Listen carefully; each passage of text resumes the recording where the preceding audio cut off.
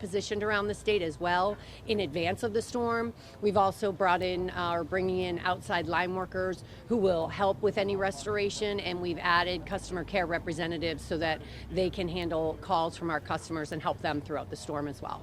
And how many crews will you have, and how many are you adding, like rough numbers? Well, we have canceled employee vacations, so we're in the process of getting those numbers tallied now. And we have secured, as I mentioned, we've secured outside line worker crews that will be coming in, and that number is constantly rotating as we, secure additional resources. So that number is actually very fluctuating right now. So I can't give you an exact number on that. What can you tell us about the level of this storm in your own language, sort of how you all register this? How big does it appear to be, or how problematic do you think it'll be? Well, certainly high winds, as you mentioned, over 50 miles per hour can be damaging. It can bring down trees and tree limbs on our lines or equipment and cause damage to the electric system that will all need to be repaired so we can restore power.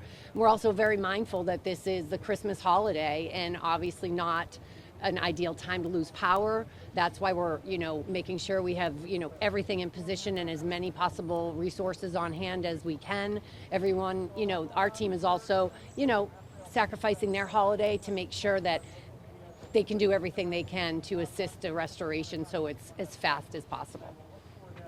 What would you like our viewers to know, or what do you want folks to know, or how should they prepare themselves just in the event that they might lose power or that crews might be out? Excuse me. We really want our customers to know that we are mindful that this is a major holiday. We are doing everything to prepare for the storm. We are watching the forecast closely, adjusting our plan accordingly as the forecast may change. And we're making sure we have all of the equipment and materials in our locations around the state and crews pre-positioned around the state so that they can quickly respond to wherever the damage is. And as we prepare, we also recommend our customers prepare just in case they do lose power, to make sure they have a storm kit with water and non-perishable foods, pet food, medications, charge their devices to make sure that in case they do lose power, they have what they need. And what can you tell us about what's happening right around us right now and what we're going to see in just a few minutes? Sure. Well, this is our main warehouse here on our Berlin campus, where we dispatch all of the materials needed. We have storm trailers that are taken out to locations where restoration work happens. So right now, what's happening is trucks are being loaded up with the needed materials and equipment at any of the many area work centers around the state, and that will be happening all morning to make sure things are where they need to be in advance of the storm.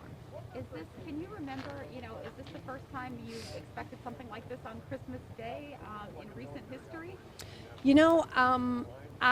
Since I've been with the company, I have not experienced a Christmas Day storm like this. The timing seems absolutely, perfect with the Christmas Eve and Christmas Day holiday. So that's very unfortunate.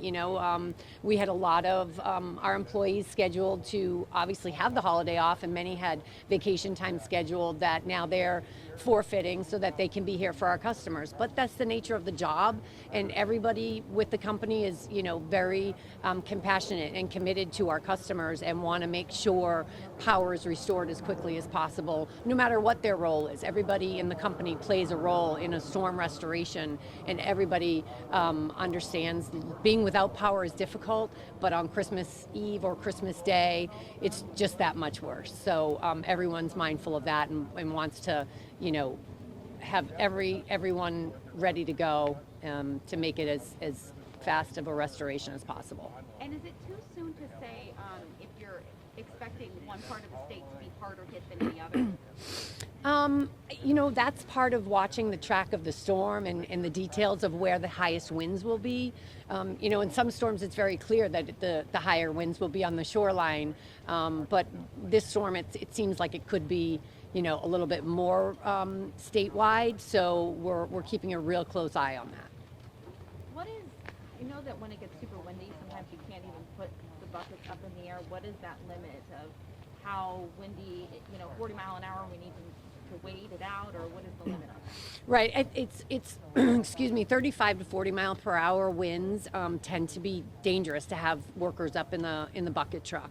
But that just because the winds are over 35, 40 miles an hour doesn't mean we're not restoring, because we also have underground systems. We also do things remotely. Some things power can be rerouted through the system, from behind the scenes.